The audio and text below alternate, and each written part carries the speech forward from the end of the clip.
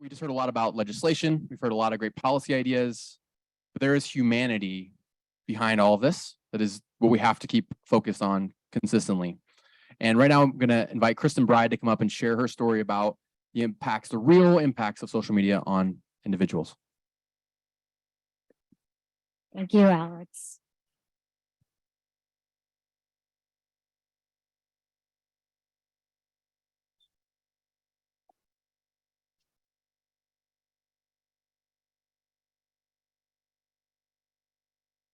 I became a social media reform advocate in the worst possible way. Through the sudden and tragic loss of my 16-year-old son, Carson, on June 23rd, 2020. Carson, with his beautiful blue-green eyes, warm smile, and great sense of humor, had just finished his sophomore year of high school. The last 3 months had been online, which was not Carson's favorite way of learning, but he got through it. And we encouraged him to get his first summer job. He wanted to learn how to make pizzas, and he found a job making pizzas at a restaurant. He came home after his first night of training, was happy, wrote his upcoming work schedule on our kitchen calendar. We told him how proud we were of him to have found a job during the pandemic.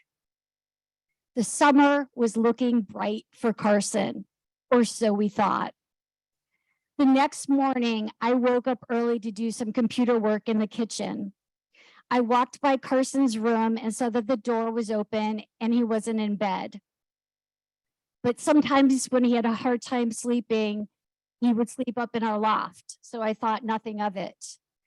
I began to work on my computer and glanced down at my phone and saw that there was a text message from Carson to me, his brother, and his father regarding a suicide note. At that point, my heart stopped and I jumped up from my computer and ran to the other side of the house. The garage door was cracked open and the light was on. And I ran in to find my son's lifeless body hanging from our garage ceiling. Carson had killed himself while we slept. You never escape this sort of tragedy and grief. It lives within you. In the weeks that followed, we learned through Carson's school community that he had been viciously cyberbullied by his so-called Snapchat friends, his high school classmates who were using the apps YOLO and LMK to hide their identities. These are from a class of apps that allow a person to anonymously send messages on social media platforms, particularly Snapchat at the time. We thought we had done everything right with technology with our boys.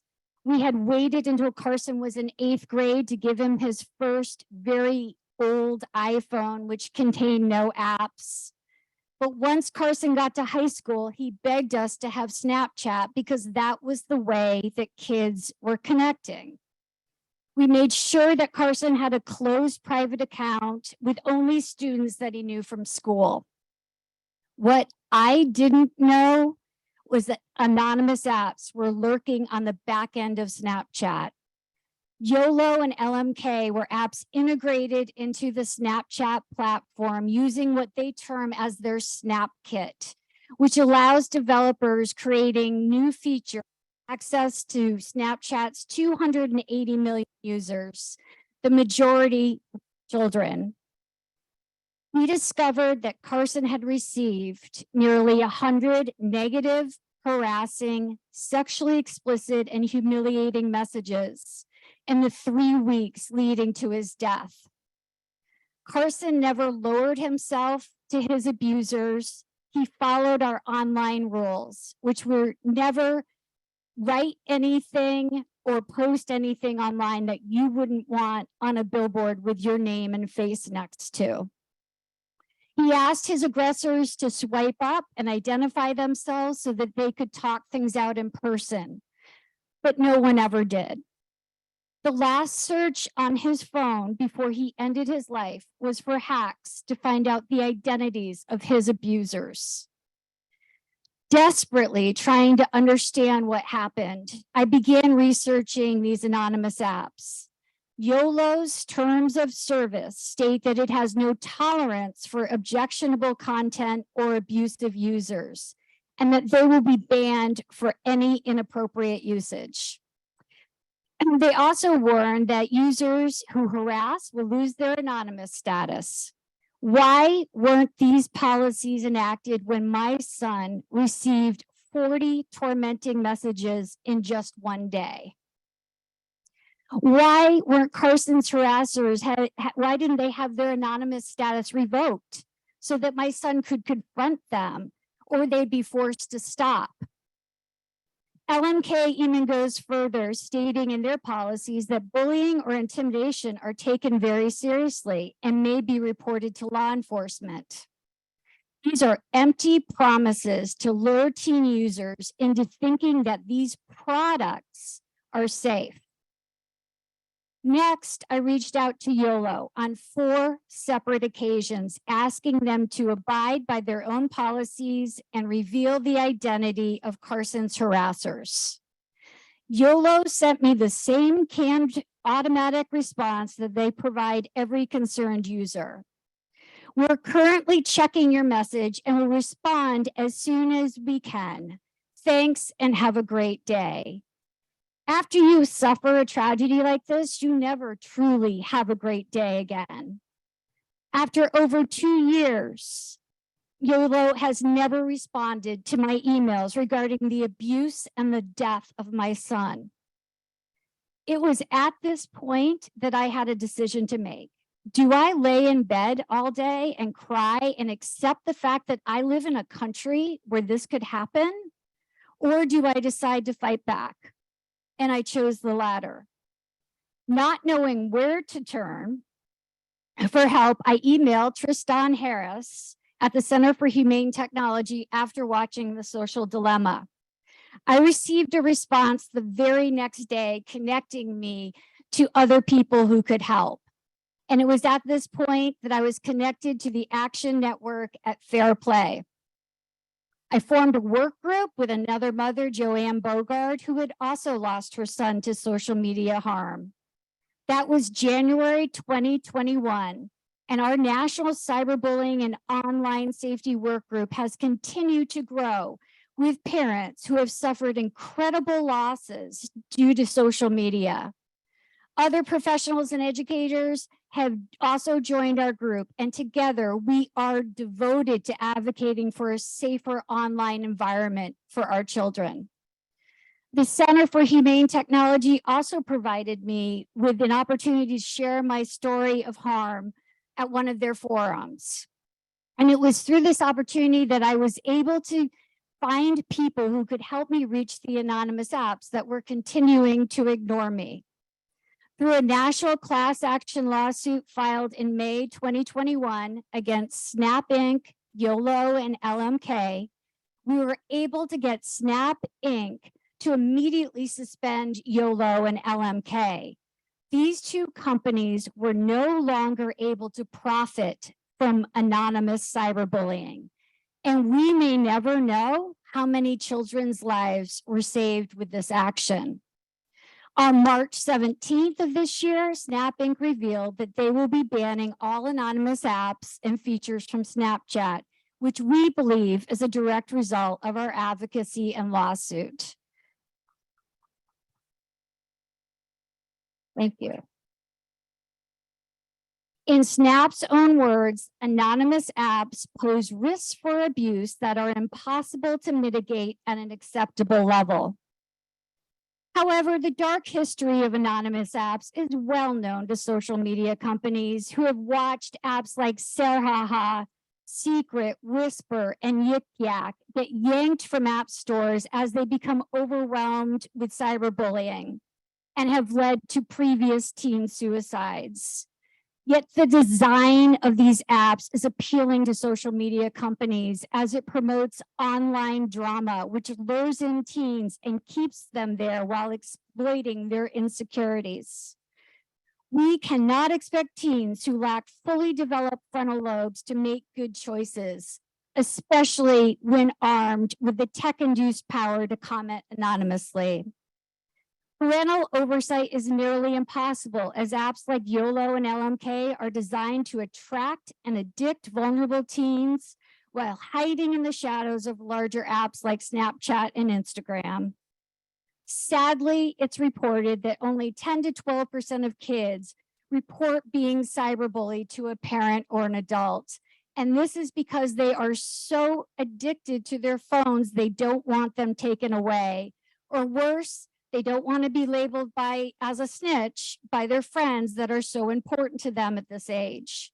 Yet nearly 60% of teens report that they've been cyberbullied.